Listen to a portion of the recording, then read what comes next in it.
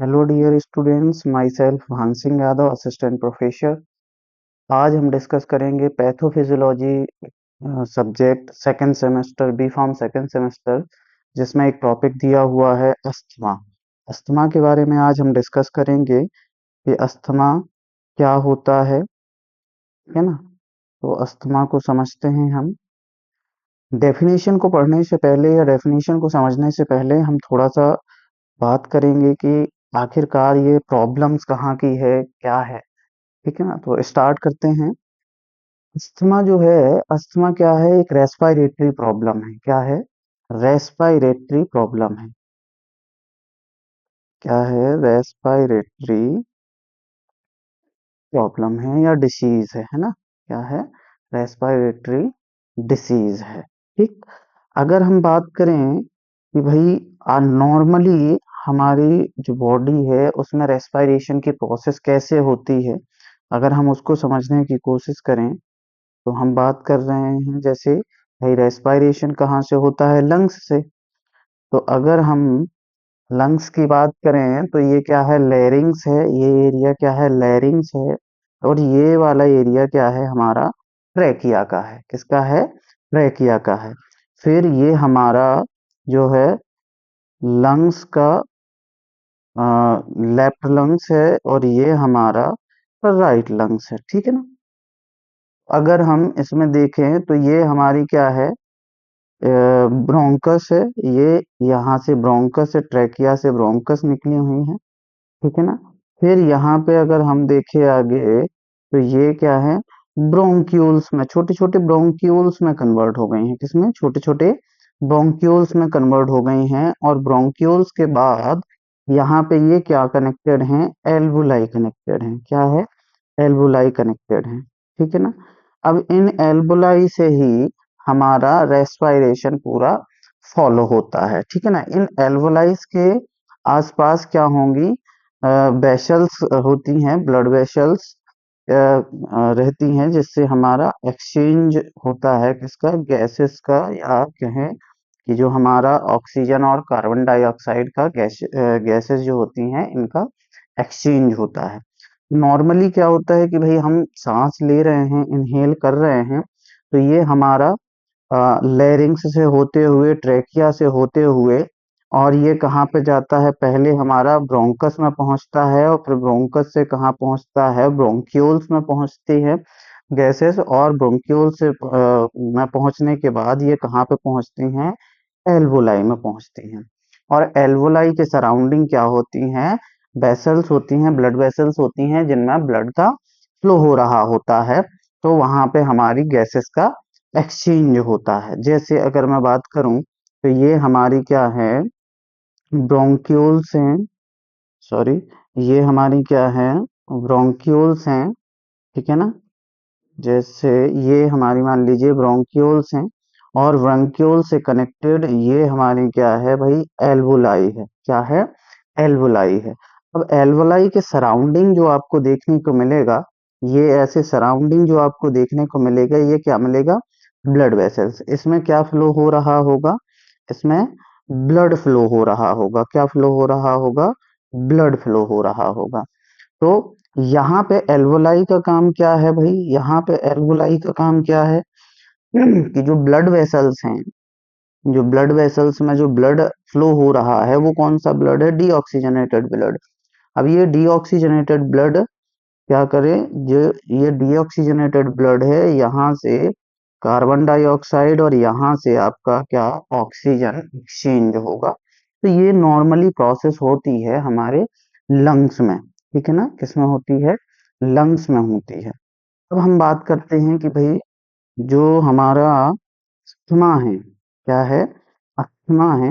Asthma के case में क्या होता है? तो अस्थमा के केस में मेनली हमें क्या देखने को मिलता है कि जो हमारी ब्रोंकाइल्स होती हैं, जो हमारी ब्रोंकाइल्स होती हैं, ब्रोंकाई का अगर हम ये स्ट्रक्चर देखने की कोशिश करें तो ब्रोंकाई में जैसे यहाँ पे समझ लीजिए ये ब्रोंकाई है, ये ब्रोंकाई की बॉल है, ठीक है ना।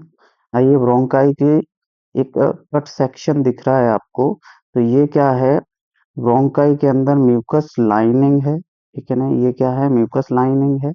और यहाँ पे क्या है, मसल्स है, कौन सी, म्यूकस मसल्स प्रेजेंट है। तो होता क्या है, तीन कंडीशंस होती हैं। एक तो होता है आपका एयरवे इन्फ्लामेशन। एयरवे इन्फ्लामेशन का क्या मतलब हुआ कि जो इनर मोस्ट लाइनिंग है किसकी, आपकी जो ब्रोंकाई है, ब्रोंकाई की इनर मोस्ट जो लाइनिंग है उसमें इन्फ्लामेशन हो जाए, है ना। ये कई कारणों से हो सकता है, जैसे आपके डस्ट पार्टिकल्स हो गए, है ना, या कोई बहुत ज्यादा कोल्ड वेदर, वेदर अगर चेंज हो रहा है, कोल्ड हो रहा है, तो उसकी वजह से भी हो सकता है। तो अगर यहाँ पे इन्फ्लामेशन हो जाएगा, तो ये जो पैसेज है, ये जो पाथवे है, ये क्या होने लगेगा, श्रिंक होने लगेगा। ये पाथवे जो है ये कम होने लगेगा। जैसे आप यहाँ देख पा रहे हैं, ये क्या हो रहा है कि भाई जो आपका ब्रोंकाई है, ब्रोंकाई का जो पैसेज है, वो पैसेज क्या होने लगा, कम होने लगा। दूसरी कंडीशंस क्या होती हैं, तो अच्छा, इस कंडीशन को क्या बोलते हैं, अस्थमा। ठीक है ना। दूसरी कंडीशन क्या होती है, airway hyper responsiveness to stimuli. किसी पर्टिकुलर स्टिमुलाई के लिए जो एयरवेज है वो हाइपर रिस्पॉन्सिवनेस दिखाने लगे। जैसे भाई ये पहले से ही क्या हो गया है, नैरो हो गया है, कॉन्स्ट्रिक्ट हो गया है, नैरो हो गया है। और अगर कोई पर्टिकुलर स्टिमुलाई, स्टिमुलाई में क्या आ जाएगा, जैसे आपका डस्ट पार्टिकल्स है ना, डस्ट पार्टिकल्स है, या फिर आपका वेदर चेंज हो रहा है, उनकी पर्टिकुलर कोई स्टिमुलाई इसको और ज्यादा स्टिमुलेट करे, तो उससे क्या होता है, फिर आपको अस्थमैटिक अटैक आ सकता है। क्यों, क्योंकि ये और ज्यादा कॉन्स्ट्रक्ट हो जाएगा, और जो पैसेज है, जो पाथवे है, वो और ज्यादा क्या हो जाएगा, कम हो जाएगा। ठीक। तीसरी कंडीशन क्या बनती है कि muscles with in Airways contract. जब ये एयरवेज कम हो रहा है, तो मसल्स भी क्या करती हैं, कॉन्ट्रैक्ट करती हैं, जिसको हम क्या बोलते हैं, बैसो स्पाज्म या ब्रोंको स्पाज्म। ठीक है ना, क्या बोलते हैं, ब्रोंको स्पाज्म बोलते हैं।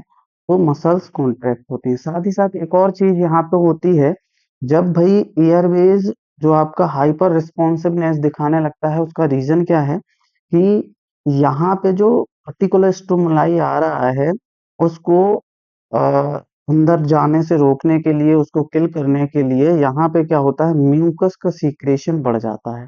क्या होता है, म्यूकस का म्यूकस का सीक्रेशन बढ़ जाता है। ठीक है ना, क्या होता है, म्यूकस का सीक्रेशन बढ़ जाता है। तो ये तीन कंडीशंस होती हैं जिससे हमें ब्रीदिंग में प्रॉब्लम होती है। अब हम समझते हैं डेफिनेशन को, है ना। तो डेफिनेशन में क्या है कि भाई, asthma is a chronic obstructive and reversible lungs disease. क्या है, अस्थमा इज क्रॉनिक, क्रॉनिक हो सकता है, obstructive and reversible lungs disease. Obstructive क्यों बोला गया है, भाई ये हमारी क्या थी, ब्रोंकाइज थी। अब ब्रोंकाइज में क्या हो गई हैं, ये श्रिंक हो गई हैं। क्या हो गई हैं, श्रिंक हो गई हैं। तो यहाँ पे ब्लॉकेज है, ब्लॉकेज की वजह से क्या हो रहा है कि जो एल्वोलाई से एयर जाना चाहिए, वो एक्सेल नहीं कर पा रहा है, एग्जिट आउट नहीं कर पा रहा है। तो उसको क्या बोला गया है, obstructive and reversible lungs disease. Reversible क्यों बोला गया है, क्योंकि भाई आप जैसे ही कोई मेडिकेशन इसके लिए लोगे, तो ये क्या होगा, रिलैक्स हो जाएंगी, ये मसल्स रिलैक्स हो जाएंगी ब्रोंकाइल्स की, और यहाँ पे कोई भी ऑब्स्ट्रक्शन नहीं होगा। तो इसीलिए इसको क्या बोला गया है, रिवर्सिबल बोला गया है। In which there is inflammation and narrowing of bronchial lumen. मतलब जो ल्यूमन किसको बोला गया है, जो आपकी ब्रोंकाई है, ब्रोंकाई के जो इनर मोस्ट लेयर या लाइनिंग है, उसको ल्यूमेन बोला गया है। तो ये नैरो हो जाए उसके कारण हो सकता है, या उसमें इन्फ्लामेशन हो जाए उसके कारण हो सकता है। And hyper response to certain stimuli, वही हमने जो अभी पहले बात की कि हाइपर रिस्पॉन्स दिखाएगा किसी एक पर्टिकुलर स्टिमुलाई के लिए। स्टिमुलाई आपका कुछ भी हो सकता है, जैसे डस्ट पार्टिकल्स, कोई फूड हो गया जिसे एलर्जी हो रही है ना, बाय वीजिंग। अब यहाँ पे क्या हो रहा है कि भाई कैरेक्टर्स क्या आ रहे हैं, कैरेक्टराइज्ड बाय, कैरेक्टर्स क्या शो होंगे अगर अस्थमा हो गया है, वीजिंग। वीजिंग मतलब, जैसे अब भाई ये हम बात कर रहे थे कि ये ब्रोंकाई है, ब्रोंकाई से क्या, एल्वुलाई आपकी अटैच्ड है और यहाँ पे क्या हो रही है, ये कॉन्स्ट्रक्ट हो गई हैं, ठीक है। तो यहाँ से क्या नहीं हो रही थी, एक्सहेल नहीं कर पा रहा था एयर, उससे क्या होगा कि व्हीजिंग मतलब विस्लिंग साउंड आएगा। जब आप सांस लोगे तो उस टाइम पे क्या होगा, विस्लिंग साउंड आएगा। फिर डिस्पीनिया, डिस्पीनिया मतलब ब्रीदिंग में प्रॉब्लम, सांस ना ले पा रहे हैं तब। फिर कफिंग, कफ भी आएगा जब आप सांस ले रहे होंगे। और चेस्ट टाइटनेस, इट मीन्स कि चेस्ट में आपको क्या होगा, जकड़न टाइप से महसूस होगी, ठीक ना। अब हम यहाँ पे नेक्स्ट बात करते हैं। ये हमें तीनों प्रॉब्लम्स हैं या 3 स्टेप्स की ये प्रॉब्लम्स होती हैं जो कि हमें समझ में आ जानी चाहिए। 3 टाइप्स का अस्थमा होता है। क्या होता है? 3 टाइप का अस्थमा आपको देखने को मिलता है। पहला पहला क्या होता है आपका, एलर्जिक एट्रोपिक, एलर्जिक या एट्रोपिक एक्सट्रिंसिक अस्थमा, या फिर हाइपर रिस्पॉन्सिवनेस, ठीक है। 3 इसके नाम देखने को मिल जाएंगे आपको। Allergic atopic intrinsic asthma. अच्छा, ये क्या होता है, ये कैसे होता है, ये एक दूसरे से अलग कैसे है, इसको हम बात करते हैं।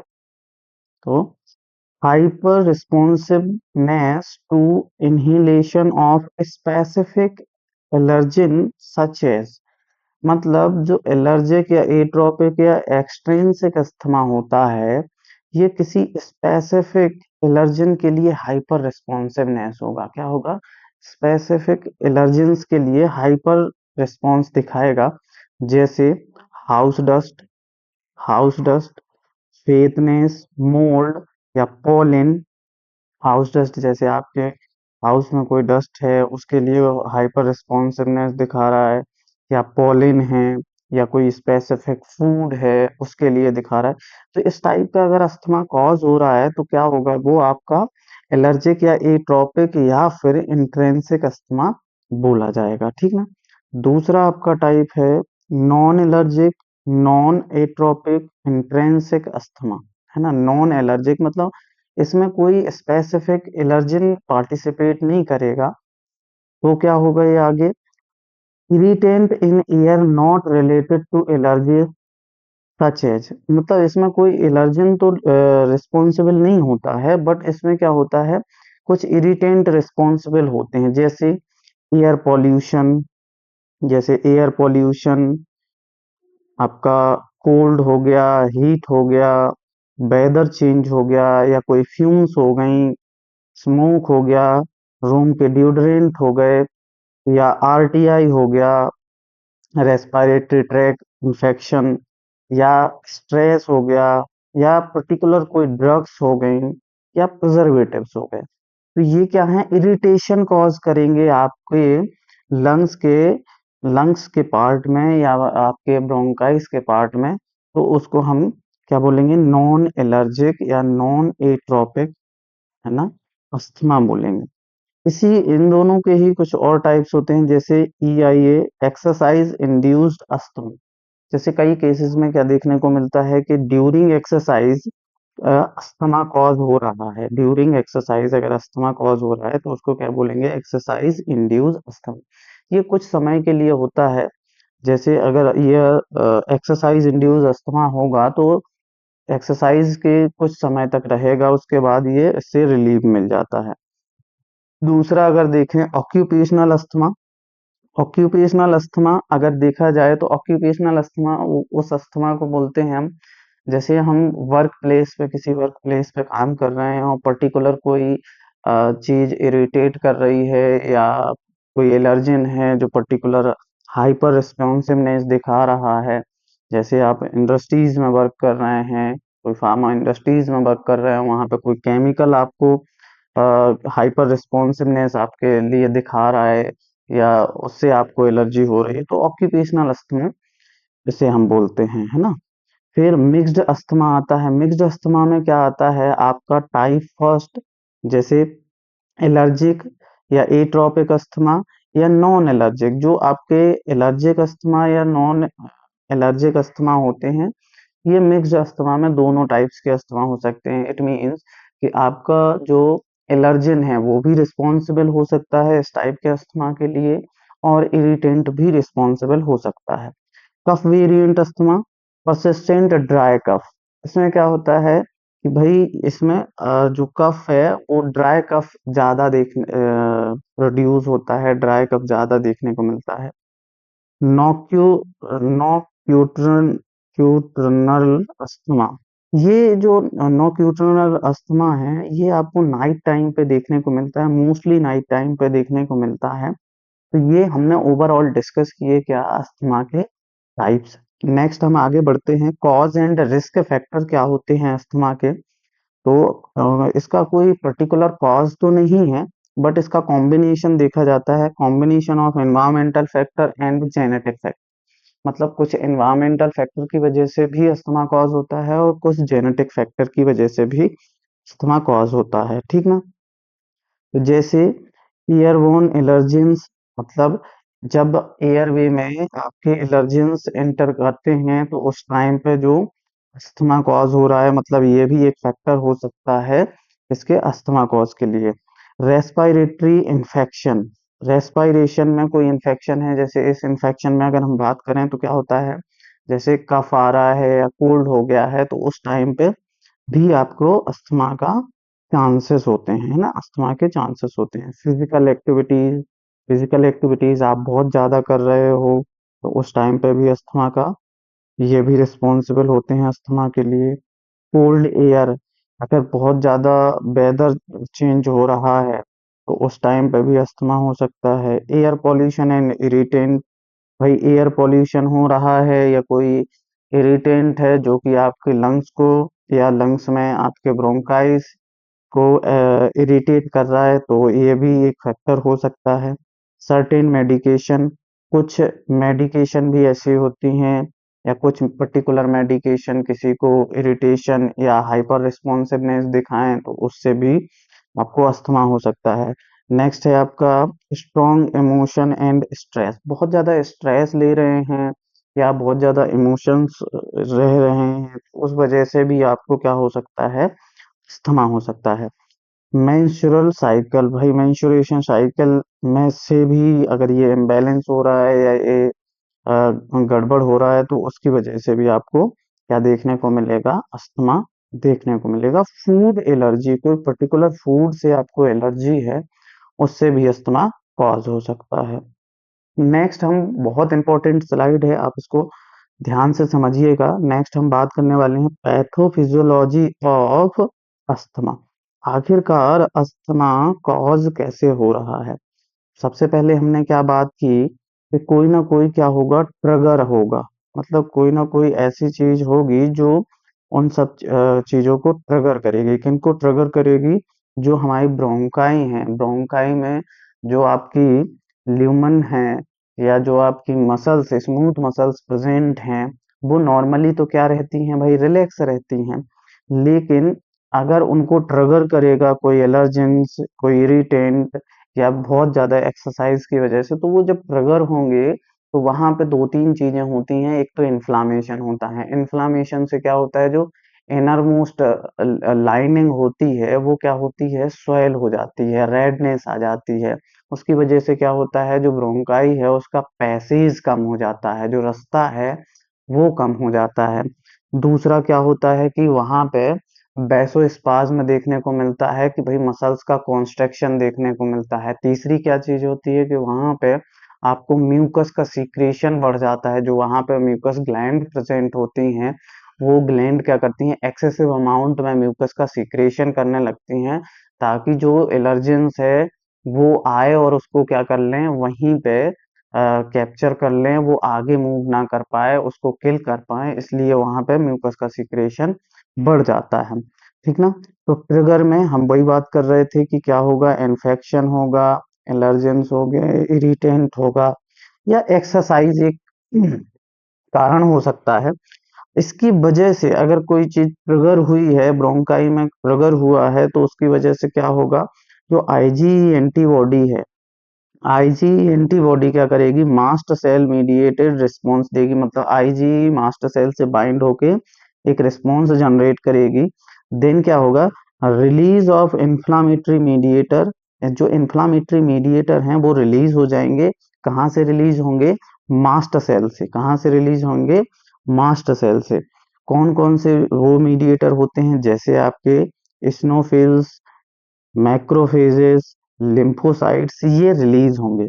जब ये रिलीज होंगे तो दो टाइप का रिस्पॉन्स आपको देखने को मिलेगा। एक तो मिलेगा अर्ली रिस्पॉन्स, ठीक है, दूसरा मिलेगा आपको क्या? Late response. क्या देखने को मिलेगा? Late response. ठीक है ना, दो टाइप का रिस्पॉन्स देखने को मिलेगा। अब अगर हम बात कर लें अर्ली रिस्पॉन्स की, तो 30 से 60 मिनट के बीच में ये रिस्पॉन्स देखने को मिलेगा। मतलब इनिशियली स्टेज में सबसे शुरुआती जो चीजें देखने को मिलेंगी वो क्या देखने को मिलेगा?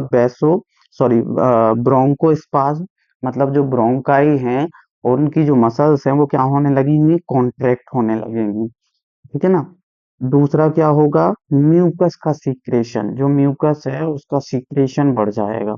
फिर वेस्कुलर लीकेज, वेस्कुलर लीकेज होगा। क्यों? जो ब्लड वेसल्स हैं जहां से आपका जो एक्सचेंज होना था गैसेस का, तो वेस्कुलर लीकेज इसलिए होगा ताकि वहां पे लिम्फोसाइट्स और आपके मैक्रोफेजेस, इस्नोफिल्स, ये सारी चीजें वहां पे आ पाए। ठीक है ना। फिर म्यूकोसल एडिमा, उससे क्या हो जाएगा? म्यूकोसल एडिमा कॉज होगा। ठीक। अब अगर हम बात करें लेट फेज रिस्पॉन्स की, तो 5 से 6 घंटे बाद क्या होगा? Inflammation with इस्नोफिल्स and neutrophils. जो इन्फ्लामेशन है वो इस्नोफिल्स और न्यूट्रोफिल्स में वहां पे होगा। देन क्या होगा? 1 से 2 दिन बाद वहां पे कौन पहुंचेगा? जो वहां पे ट्रिगर हुई हैं चीजें, 5 से 6 घंटे में कौन पहुंचेगा भाई? इस्नोफिल्स और न्यूट्रोफिल्स पहुंच जाएंगे इन्फ्लामेशन की जगह पे। ठीक है। तो क्या होगा? Bronchial hyper active. अब दो 1 से 2 दिन में वहां पे ब्रोंकाइल हाइपर एक्टिवनेस दिखाएंगी तो क्या होगा? Filtration with monocytes and lymphocytes. अब वहां पे क्या होगा? फिल्टर होके मोनोसाइट्स और लिम्फोसाइट्स पहुंच जाएंगे। मोनोसाइट्स और लिम्फोसाइट्स का काम क्या है यहाँ पे? कि भाई ये अगर फिर कभी ऐसा ट्रिगर हुआ कोई इन्फेक्शन या एलर्जन से, तो उसके लिए क्या बना लेंगी? एंटीबॉडी बना लेंगी। तो उससे ये एंटीबॉडी क्या कर पाएंगी? लड़ पाएंगी। अब ये जब आपका लेट फेज और अर्ली फेज हो गया, तो उन दोनों से हमें क्या अल्टीमेट रिजल्ट मिलेगा? Obstruction Airways. भाई जो एयरवेज है, जो पैसेज है, वो उसमें क्या आ जाएगा? ऑब्स्ट्रक्शन आ जाएगा। क्यों? क्योंकि वो श्रिंक हो चुका है, नैरो हो चुका है और वहां पे म्यूकस का सीक्रेशन ज्यादा हो गया है। एयर ट्रैपिंग, मतलब जो एयर का एक्सचेंज चल रहा था वो अभी एयर कहाँ पे फंस के रह जाएंगे? आपके एल्वोलाई में। नेक्स्ट क्या है? वीजिंग। वीजिंग मतलब वही विस्लिंग इफेक्ट आपको देखने को मिलेगा, विस्लिंग साउंड देखने को मिलेगा। डिस्पीनिया मतलब वहां पे आपका एक्सचेंज या रेस्पिरेशन आप प्रॉपर नहीं कर पाओगे। कफ कफ भी आपका प्रोड्यूस होगा और चेस्ट टाइटनेस। ठीक ना। तो ये ओवरऑल समझ में आया। मैं एक बार और समझा दे रहा हूँ। पैथोफिजियोलॉजी ऑफ अस्थमा में हम क्या देखते हैं कि सबसे पहले कोई भी चीज ट्रिगर होगी, ट्रिगर होने के बाद ट्रिगर किन से होगी? कोई एलर्जन होगा, कोई इरिटेंट होगा। देन क्या होगा? वहां पे आईजी एंटीबॉडी जो है मास्ट सेल से बाइंड होके एक मीडिएटेड रिस्पॉन्स देगी, जिससे क्या होगा? जो इन्फ्लामेटरी मीडिएटर हैं वो क्या हो जाएंगे? रिलीज होंगे। कौन कौन से इन्फ्लामेटरी मीडिएटर रिलीज होते हैं? आपके इस्नोफिल्स, मैक्रोफेजेस, लिम्फोसाइट्स, ये क्या होंगे? ये आपके उस स्टेज में आएंगे। तो फिर दो तरीके का रिस्पॉन्स आपको देखने को मिलेगा, एक तो अर्ली फेज रिस्पॉन्स और दूसरा late phase response. Early phase response जो है वो आपको 30 से 60 मिनट के अंदर देखने को मिलेगा, जिसमें आपको क्या मिलेगा? Bronchospasm, mucus secretion, vascular leakage, mucosal oedema देखने को मिलेगा। ठीक है ना।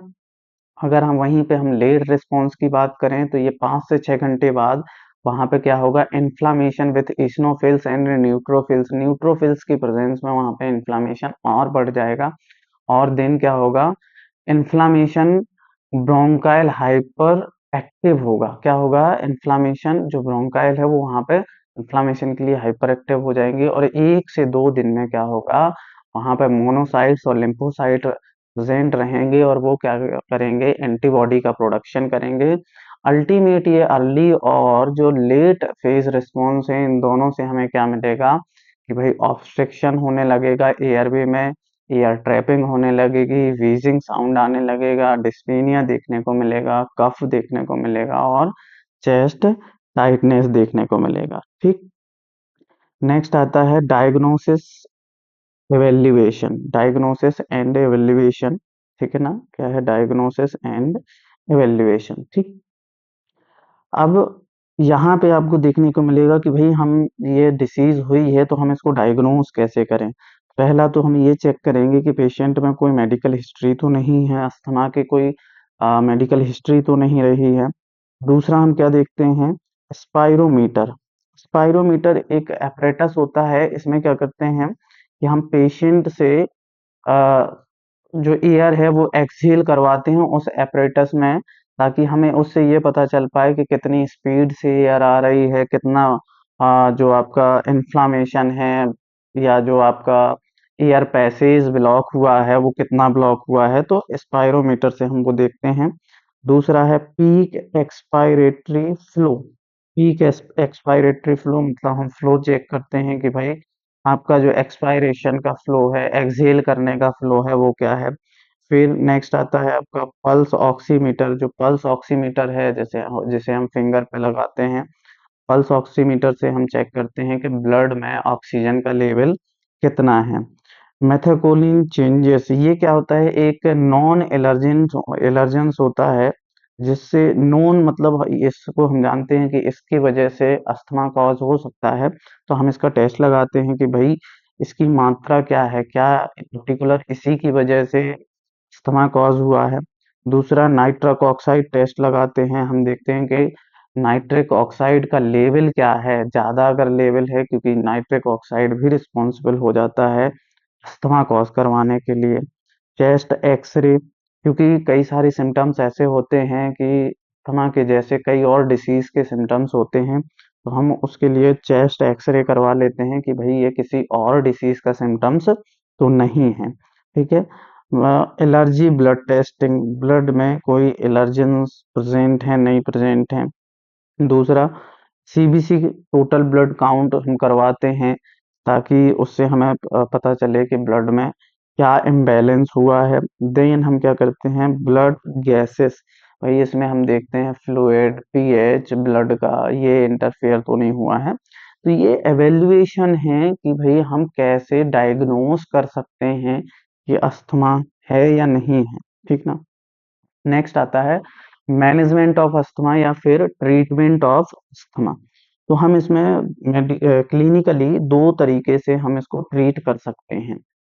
अगर हम देखा जाए तो ट्रीटमेंट के लिए national heart lungs and blood जो इंस्टीट्यूट है, इसने 3 जोन में बांट रखा है अस्थमा को। ग्रीन जोन, ग्रीन जोन उसको बोला जाता है जिसमें सिम्टम्स नहीं दिख रहे हैं अस्थमा के, और सिर्फ अस्थमा का क्या हो रहा है, प्रॉब्लम है बट सिम्टम्स नहीं दिख रहा है, पेशेंट प्रॉपर काम कर रहा है, प्रॉपर रिलैक्स हो रहा है, कोई उसको वैसे सिम्टम्स समझ में नहीं आ रहे। दूसरा होता है येलो जोन। येलो जोन में सिम्टम्स दिखने लगते हैं पेशेंट के, और साथ ही साथ वो वर्क भी नहीं कर पाता है। तीसरा आता है आपका रेड जोन। रेड जोन आपका बार बार अस्थमैटिक अटैक आ रहा है, ये डेंजरस जोन होता है। तो ये 3 कैटेगरी से डिवाइड किया गया है इसको, अस्थमा को। ठीक ना, अगर हम देखें कि भाई इसमें कौन कौन सी मेडिकेशन दे सकते हैं, कौन कौन सी ड्रग्स दे सकते हैं, तो 2 टाइप से कैटेगराइज किया गया है। एक तो है भाई लॉन्ग टर्म, और दूसरा है आपका क्विक रिलीफ, मतलब शॉर्ट टर्म और लॉन्ग टर्म के बेसिस पे कैटेगराइज किया गया है। तो लॉन्ग टर्म में सबसे पहला आता है आपका इनहेल्ड कॉर्टिकोस्टेरॉइड। कॉर्टिकोस्टेरॉइड क्या करते हैं भाई, जो कॉर्टिकोस्टेरॉइड हैं वो क्या करते हैं, आपके जो मसल्स कॉन्ट्रैक्ट हुई हैं उनको डायलेट करने का काम करेंगी। तो उसमें कौन सी आती हैं आपकी, फ्लूटिकेशॉन और प्रोपियोनेट, ये 2 ड्रग्स आपकी आती हैं, और भी बहुत सारी आती हैं, मैंने 2 एग्जाम्पल्स आपको दिए हैं। दूसरा आता है आपका लॉन्ग टर्म में ही ल्यूकोट्राइन मॉडिफायर। ल्यूकोट्राइन्स भी डायलेशन का काम करते हैं। इसमें जो 2 ड्रग्स आती हैं मोंटोल्यूकास्ट और जाफरल्यूकास्ट। ठीक है। तीसरी कैटेगरी आती है आपकी long acting beta agonist. Beta agonist भी आपके डायलेशन का काम करेगा, जिसमें फॉर्मोटेरॉल और सॉल्मेटेरॉल 2 ड्रग्स आती हैं। ठीक। दूसरा हम देखेंगे क्विक रिलीफ या फिर आपका शॉर्ट टर्म मेडिकेशन। इसमें आता है शॉर्ट एक्टिंग या शॉर्ट एक्टिंग, सॉरी गलत लिखा हुआ है थोड़ा, short acting beta agonist. Short acting beta agonist में आपका एल्बिटरॉल और लेवेटरॉल आते हैं। लेवेटरॉल। ठीक है। तो ये हम जो शॉर्ट एक्टिंग की बात कर रहे हैं, ये हम ज़्यादा समय तक नहीं दे सकते हैं, क्योंकि इनके साइड इफ़ेक्ट ज़्यादा होते हैं। क्या होते हैं? साइड इफ़ेक्ट ज़्यादा होते हैं, तो हम इनको ज़्यादा लॉन्ग समय तक नहीं दे सकते हैं। ठीक है ना? दूसरा आता है एंटीकोलिनर्जिक, जिसमें एट्रोपियम ब्रोमाइड आता है। ठीक है। नेक्स्ट आता है ओरल इंट्रावेनस कॉर्टिकोस्टेरॉइड, जैसे प्रेडनिसोलोन, मिथाइल प्रेडनिसोलोन देते हैं हम।